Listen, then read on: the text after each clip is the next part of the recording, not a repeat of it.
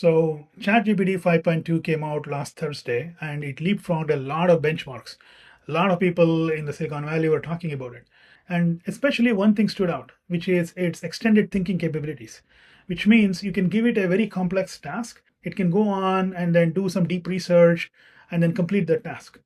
And I've heard that people are giving it some complex tasks and it goes on for 40 minutes long and comes out with a really good results. So I thought, let me test it out. And I also want to compare it with Claude's Opus extended thinking model, right? And see how it goes. So here is a fun thing. So I gave it a lot of different tasks and it actually came back with some result very, very quickly. So I decided to give it a more complex task where it has to do research and it has to spend at least 10-15 minutes. So I chose a marketing asset creation task, which would take me manually probably 4 or 5 hours to actually come out with it. Maybe more than that.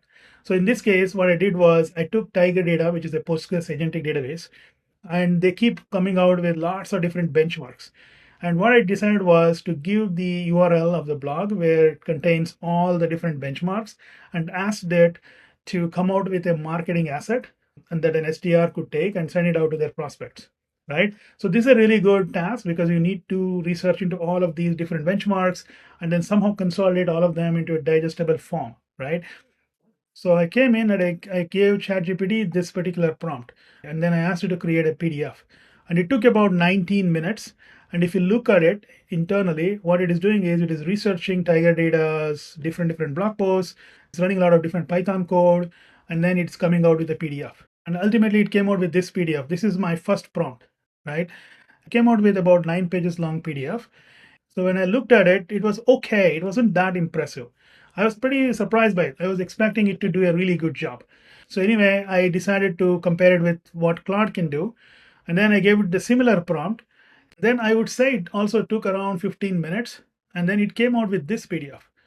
It was very surprising to me because this is excellent actually.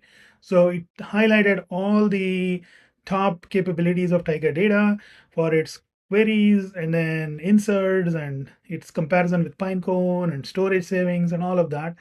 It had a nice table that compared Tiger Data with RDS, TimeStream, and all sorts of other tools.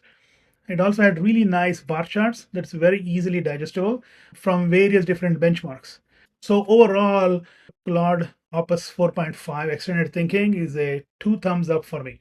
Now we can actually use this thing and then send it out as an SDR document for people to quickly understand what Tiger Data is all about and why is it so special, right? So now you can do the same thing for yourself and see how these extended models work. These are really, really good models. And in this particular case, Claude Opus won, but who knows, right? So try it out and let me know what you think. Thank you.